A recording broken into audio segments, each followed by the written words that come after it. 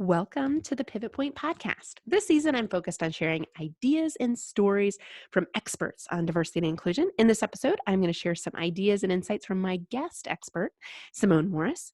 Together, we will leave you with some actionable tips to think about and discuss with your organization. We share this information because inclusive leadership is a journey. It requires bravery and courage, and you do not have to do it alone.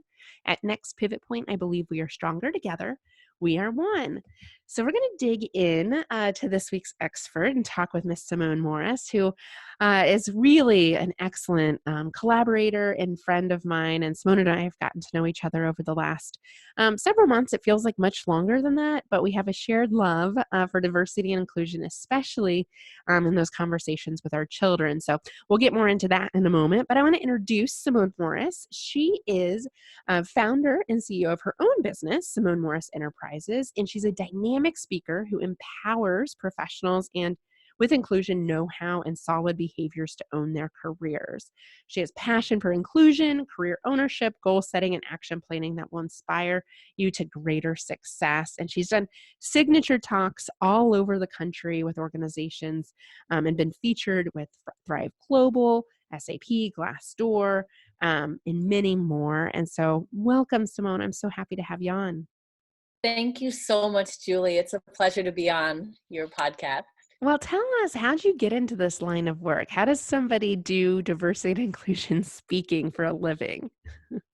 I know. You know what? It just like diversity and inclusion is a journey. My career has been a journey that has ended up in the D&I space. I really have a tech background, so most of my time in corporate America was really in the technical space, technical project management work, managing global large-scale projects. And I found my way to the diversity and inclusion space through employee resource group. Really, it was an opportunity to get involved and learn more about culture. And so I got involved with the African Heritage Employees Group, and I was a member, a committee lead, a co-chair, a chair, and I just started moving up in the D&I ranks through an ERG, and I loved it. And it got to the point where I ended up loving that work more than my full-time job. And I think because I connected to being able to change culture and impact lives more so, not that I wasn't behind the scenes with the tech space, but I just got the gratification of really being able to create change. Yeah, it's fun when you can actually see things happen from your input and from your leadership. I think all humans want that in the workplace, and unfortunately, not always are empowered to do such things. And that's why we come in, both of us, speak in organizations and teach them about things like inclusive leadership and how to have a culture that truly welcomes all voices to be seen and people to be heard and feel like they belong. I'm curious, Simone, from your vantage point, speaking with all these different types of organizations and what you see now, and I call it tales from the trenches. What are the stories? Could you share some stories or examples of times when you've seen leaders get it right or maybe not so right with diversity and inclusion? Well, I think this CEO Action Committee, which is a action committee for CEOs who are raising their hand and putting their signature on the dot to say, I am going to ensure that diversity and inclusion is embedded into a way of working in my organizations. And we see so many CEOs that are doing that. So I think that's great because traditionally you've seen that chief diversity officer who is the person that is really trying to get everybody bought in, whether it's senior leaders or whether it's other employees bought into the D&I business case. So I think from my vantage point, having access to things like diversity best practices, Diversity Inc., the information that's out there, and seeing things like the action committee, and that there are actually CEOs that are signing on the dot and really learning from one another so that this becomes more of a way of doing it. For example, PayPal, they are training their entire staff on being inclusive. And I think it's a significant commitment that is commendable. I think things like Starbucks, where you see them react and react quickly to cut it at the knees when you have situations that go wrong that could potentially turn into something really huge. And you see that they went ahead and trained 170,000 people on how to treat one another with respect and dignity in the workplace. So I think there are companies that get it, that know that they have the right people who are advising them. And then I think there's some others that struggle to believe that there needs to be so much investment in the D&I conversation Yeah. or pay attention to it, and that it's going to impact their bottom line if they don't pay attention. It's there anyway. Hmm. It's interesting, Simone. We compare notes from time to time of challenges we're having with our clients. And that's been a big one for me historically. It's getting better. So to your point about companies seeing the value, seeing the ROI, just like anything that's important in your business, budgeting for something Uh-huh. that's important. DNI is not a nice to have, it's a must have. But I struggle when my clients say things like, "Oh, and I literally just got this happening right before our interview today. Oh, that's outside of our budget." And I'm like, I'm curious, how to maximize your investment. Help me understand how you got to that budget number. Yeah. Um, it's just this back and forth conversation, and the clients I'm having good experiences with now, it's not about the money. Of course, money is always going to be a factor, right? But it's less about that, and it's more about the value we're creating for their employee experience. And coming in and providing meaningful content that helps drive behavior and cultural transformation versus this flash in the pan, one and done, check the box diversity and inclusion activity. Um, so where are you seeing your clients, like those that get it? The word that comes to mind, that you shared in your story, is being intentional. Like, where are you seeing your clients headed? Like, where is their mindset? Those that get it about diversity and inclusion, where's their mindset at?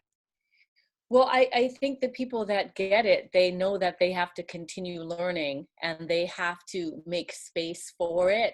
So, like the SHRM space, Society for Human Resource Management, it's a place where I think people kind of get it or understand the opportunity. So that space, I've gotten clients from that space where I'm presenting my message and it's resonating with someone that's sitting in the audience and saying, our company really needs this. And so that begins the conversation. So I think individualistically, there need to be people, there need to be allies, advocates, people who are like, you know what, I see that something is not working or not right. And this needs to come into our organization. And I think that makes it an easier sell to get someone to bring you on the journey with them. I was just having a conversation yesterday with someone and talking about coming in to talk to the senior leadership team and them making time for it. But it's been a journey that I've taken with her, from her seeing me speak twice and then having conversations, having lunch, having time with her manager to talk about what I can do, what is, why this conversation is important. And it's a long journey. Mhm. Last year I spoke in Michigan and it took me 18 months to actually get in front of employees to talk about, to have Such the patience. conversation. So, so it's a journey, and the budget thing comes up a ton of times where, I think you have to find the right person that gets it and is willing to put their money where their mouth is. And Mhm. sometimes it's at a very high level and you're lucky that they're able to make it happen quicker. But then sometimes it takes a long time. It does. It does. Yeah, and it's that diligence and patience from the practitioner side. A lot of times when we're working directly with the human resources group, like you mentioned, or the DNI group, if the organization is large enough to have a diversity and inclusion officer, they're not always the decision maker. You think they are, but often they're having, like to your point about allies, they're having to engage their senior leadership team and allies across the organization to source that investment or to really champion the support so that people will be excited when we have solutions and content to deliver to them, because it is a continuous journey. And so that long-term commitment, right? And I think that's something for our listeners to take note of. If you're inside an organization and you don't see that long-term commitment on something like diversity and inclusion, how could you ask questions of your leadership team, or be, curious, and put people in a safe place to really respond and where they're at with it, so that you can see, kind of gauge where are we and how can we get better? Because, things like awareness training helps with people that are maybe apathetic or unaware.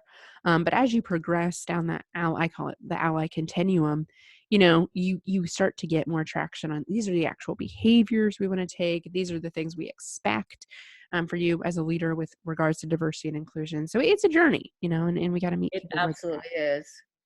So I'm going to shift gears a little bit, because you and I are really passionate about these conversations with kiddos, and that's how we came together to know and appreciate each other's work. Is, you have a Millie's 4, right? 4, yeah. Yeah, and I've got a 5-year-old. And so we're in different parts of the country. I'm in the Midwest. Simone's in the Northeast. And, as we're sharing, what experiences you're having with your preschool, I'm having with my daughter's elementary school, it's like, this is all too familiar and not that different, the struggles we're having. So we have a new podcast. So plug for that, Inclusion School. You can find everything you need at inclusionschool.com, and follow us on Pinterest, Instagram, and Facebook. We're regularly posting episodes and looking always for great guests. But it's for caregivers, educators, and parents that want to talk to their kids about diversity and inclusion and don't know how, or how to get that conversation started. So, Simone, from your vantage point, what do you see parents, caregivers, educators wrestle with when it comes to something like diversity and inclusion? With saying the right thing or knowing what to say. Kids are so curious, and they just bring it. And us as parents, educators, etc., how do we respond to what they bring to the table, whether it's asking about why someone is different, or noticing something that you as a parent have noticed and just not said anything about, where your child is going to be like staring or asking you about it, and how do you respond in a way that you're comfortable with, if it's something that you're uncomfortable with as well. So I think just the beauty of the podcast is to realize that we're human and that we're not always going to get it right, but we should not shy away from these conversations, and that there really, Julie, is a ton of resources out there for parents to support on this inclusion journey. And so I think you and I have a wonderful opportunity to shine a light on all these resources that can help with the inclusion conversations. Yeah, that's what it is. I mean, at the heart of it, it's like, oh, I don't want to say the wrong thing, not especially to my kid. I Yeah. want my kid to think I don't know the answer, or say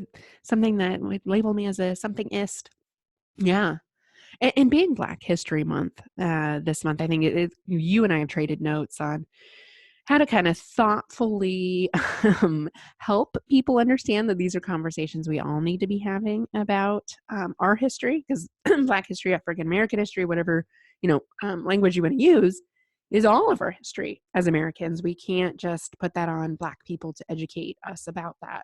And so, as a white person, specifically, I know I'm really passionate about, hey, what are we doing to celebrate this at school? And the answer I'm finding is nothing. We're not celebrating it, in fact. And it's kind of a personal challenge for me, because I see this as a missed opportunity. And especially when my daughter she has some children of color in her class, but notably not a African American student in her kindergarten class of 24.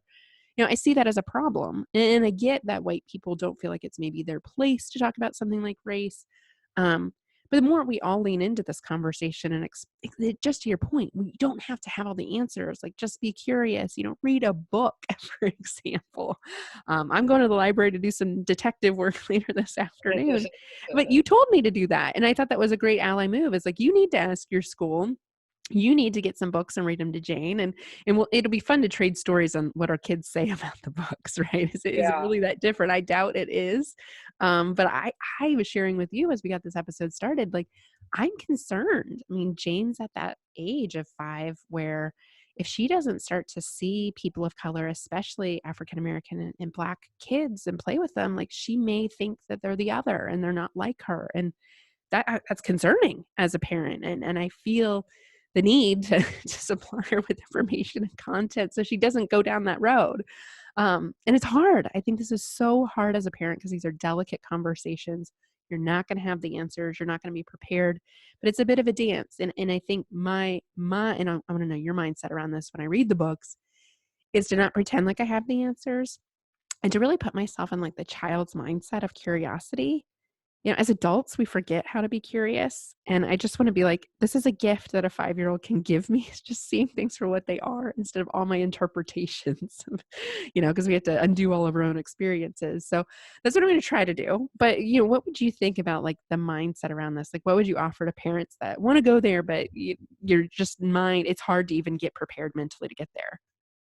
Yeah, just start with one thing. I was sharing about a teacher saying to me to put quotes in my child's lunchbox and that they will share that with the rest of the class.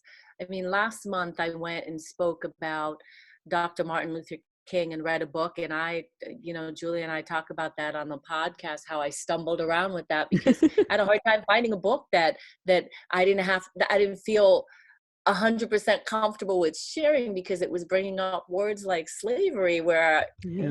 It's heavy for therefore a 4-year-old, yeah. I don't want to be introducing that. I'm not the educator. So just, start with something. And so when I hear you talk about Jane's exposure to children of color, and, not that might not be in her classroom, but there's nothing that says that you as a parent can't bring that into the home. An example of that is, what shows is she watching? So is Right. there Doc McStuffin? Is there Dora the Explorer? Because we have Dora the Explorer, Doc McStuffin. These are different shows that cross over that the children love, that can show them Mhm.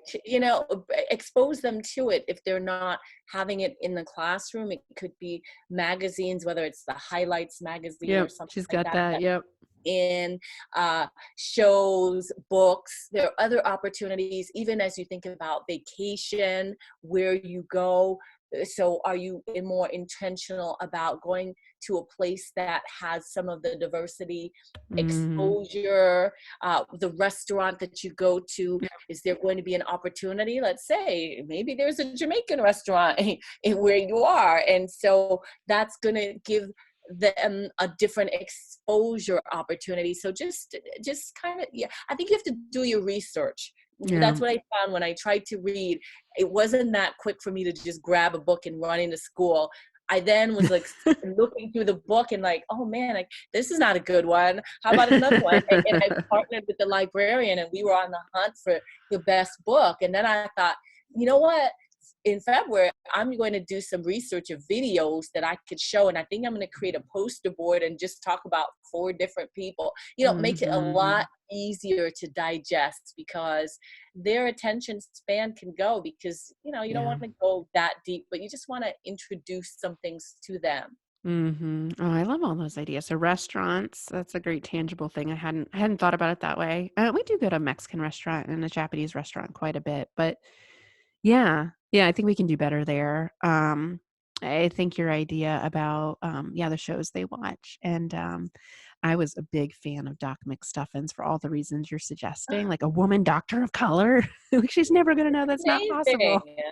I mean, we binge watch that, like, and Yeah.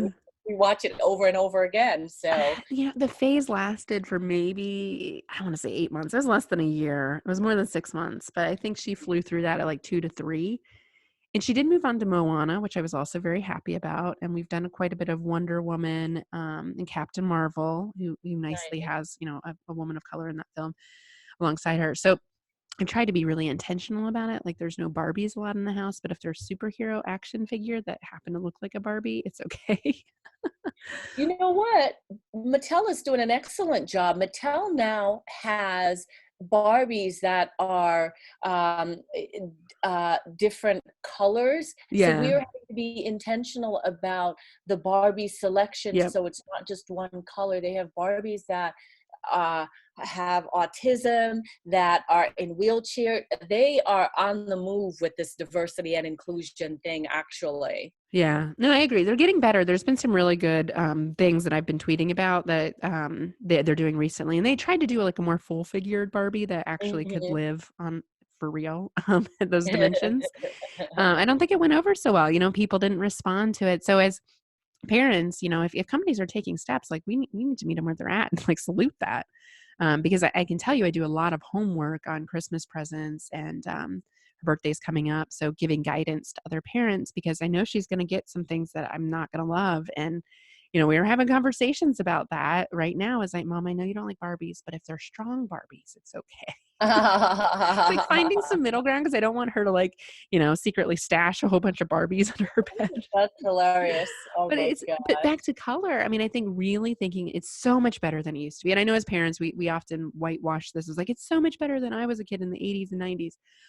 It is better, I will acknowledge that, but it's still hard, to find dolls of color. I really try to, like, steer Jane in the toy aisle towards dolls of color, but she honestly, she picks things that kinda look like her, and Yeah. I was thinking about what you said with the shows she watched. She used to watch shows that were more inclusive and, like, either color wasn't really visible, because they were cartoons or, whatever, but now she's watching, like, YouTube family shows. It's on the Mhm. kids channel of YouTube, so it's nothing creepy, but, they're all white families, and as you were talking, I just thought about that. I'm like, "Ooh, ooh, I gotta do better with that." But she's probably looking for families that look optically like ours. So, Yeah. it's like, how do you have that conversation? I don't know. But maybe I'll do some research on it and see if I can plug a different channel that's more diverse. Yeah, and I think it's okay for her to have her favorite shows that she likes. I think if you just introduce something different in there, like it's not like you're always going to go to the Mexican restaurant or the Jamaican restaurant, but if you introduce it in there so it's not so she's not shocked when she sees it Right. because she's seen it somewhere else. I think Mhm. that's the key. You don't have to drive yourself crazy as a parent. You just want to make sure that they're getting exposure. And if it's not happening in the school, that you're taking it up on yourself to allow some additional exposure for them, additional things to have conversations about. Mhm. I agree. I agree. And I think that's a really good point. Don't put too much pressure on yourself, parents, caregivers, educators. Diversity practitioners, I feel the compassion fatigue a lot of times set in with us. So we've got to kind of take care of ourselves and know that we can only do so much. And not every experience is going to be diverse and inclusive. So it's a balancing act, though. So if I think maybe think about yourself on that continuum. How much are you getting your own exposure to diversity and inclusive environments? Like you said, with restaurants, reading materials, shows you watch, movies, but also what you're exposing, this is of interest with your children, what you're exposing them to, just being intentional about it. Back to that word you mentioned right from the get go, intentionality is really how DNI works. Yeah, and I think even as a practitioner, if you think about it, I mean, for me as a Black woman, so we start out January and there's Martin Luther King, and then there's Black History Month, and then there's Women's History Month, and then it's like, ooh, okay, now I get a break. But there's other things going on, and I'm not 100% on, you know, in the beginning of the year too, there's the Lunar New Year. How adept or how educated am I on all the different diversity dimensions, etc., Hmm. where I don't have a vested 100% vested interest because that's what I am or something like that. I mean, it's work to stay educated in these different spaces, and we need to be kind to ourselves that we're not going to know everything. And I learned a ton just from being on LinkedIn and seeing people Yeah. post things where I just don't have the education in that space. I learned something. Yeah, and being willing to learn from other people. I think that's something that, again, as children, we naturally do, and then as adults, we get into this like, I gotta have all the answers, I gotta have all my ducks in Yeah. a row, and as a parent, that's really problematic for a lot of reasons. But I think it's problematic as a leader. It's just personally and professionally, it can be challenging because you're locked off from learning. We learn most when we're curious and learn from others, especially those that are different than us. Well, Simone, we're at the time where we usually ask our guests. Sadly, the conversation is coming to an end. But if you could share one insight, one big idea, and you and I know it's not this simple, but what question do we get asked from our audiences all the time? Tell me one thing to do, to be inclusive, to be more of an ally.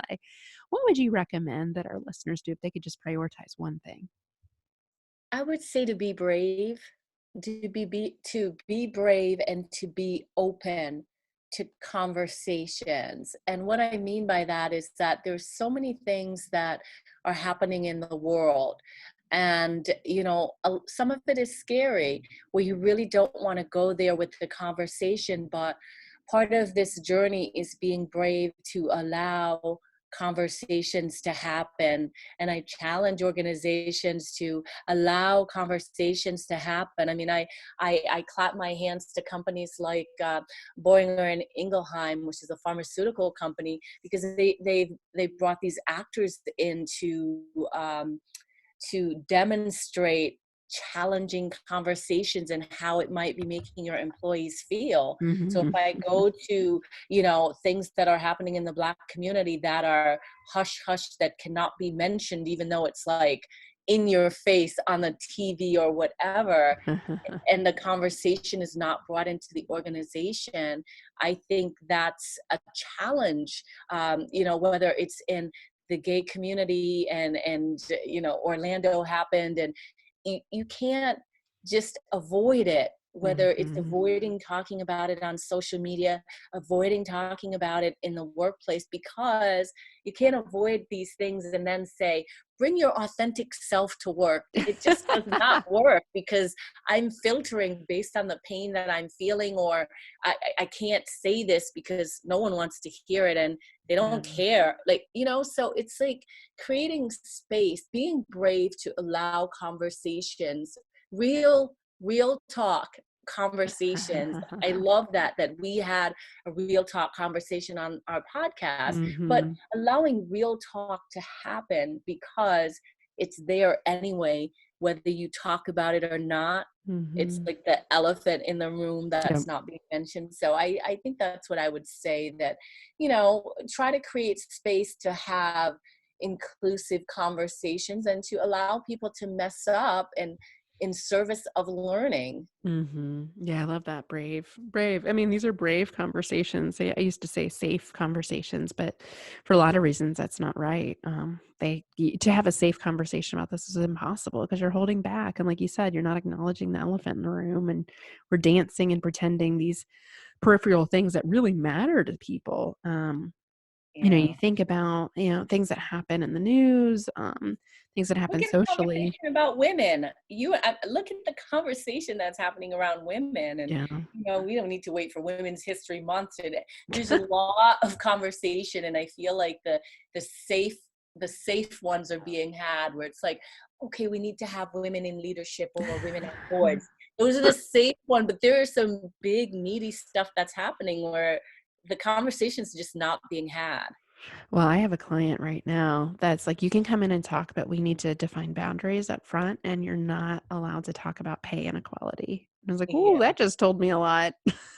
Exactly. If you feel like you have to say that, then you're filtering what Mhm. can be said, and it's speaking volumes already before you even get it in there to have Yeah. some of these discussions. I know. It is, and at the same time, though, those are the kind of companies that need our help, right? If that's where they're at, they really need to work on transparency and trust, and we can help them with that. So it's always a catch-22. Do you just work with the ones that already get it, or do you pull the ones that don't get it yet through? So, we could debate this for hours, Simone. I have Yeah, for so sure. enjoyed having you on, and those I love the the bravery, not get it right. Don't worry about getting this whole thing right, and to talk about the real issues, have that real talk, whether that's bringing in, actors or bringing in scenarios. I mean, you can do this real life in a team meeting.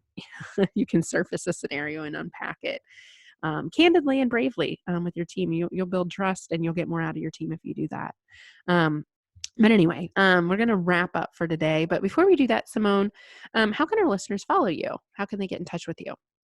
Absolutely. They can go to my website, SimoneMorrisEnterprises.org. And I'm also on all the different social media channel. You can just look up Simone Morris and you'll be able to find me. Yeah, absolutely. So it's Simone Morris, 2Rs, enterprises.org. And yeah, be sure to check out Inclusion School, where we're having these real talk conversations regularly.